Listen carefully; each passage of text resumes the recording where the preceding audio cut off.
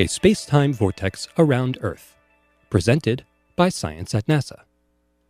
Would you believe Earth sits in the middle of a space-time vortex? Einstein predicted this almost 100 years ago, and it turns out to be true.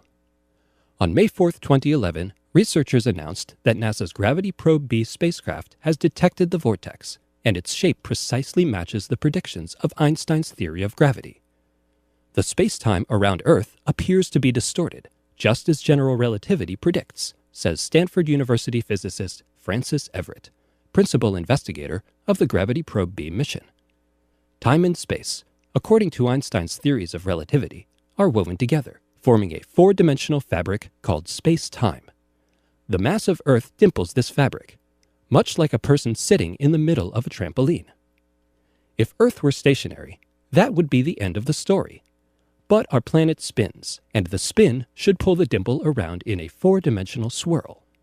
This is what Gravity Probe B went into space in 2004 to check. The idea behind the experiment is simple. Imagine trying to spin a toy top on the dimpled surface of that trampoline. It's going to wobble, right? Something similar happens when you try to spin a gyroscope in curved space-time. Its spin axis will drift or precess. Gravity Probe B carried some super-spherical gyros into Earth's orbit to see what they would do. In practice, this simple idea is extremely difficult.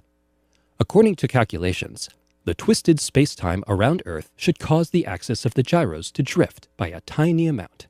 Really tiny. It's like measuring the thickness of a sheet of paper held edge-on 100 miles away. Even the slightest disturbance could ruin the experiment. We had to invent whole new technologies to make this possible, says Everett. The Gravity Probe B team developed a drag-free satellite that could brush against Earth's atmosphere without disturbing the gyros.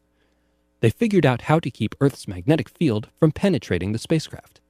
And they created a device to measure the spin of a gyro without touching the gyro. Pulling off the experiment was a big challenge. But after a year of data taking and nearly 5 years of analysis, the Gravity Probe B scientists appear to have done it.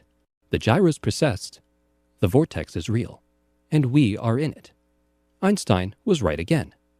For more information about the space-time vortex and what it means to us on Earth, please visit science.nasa.gov.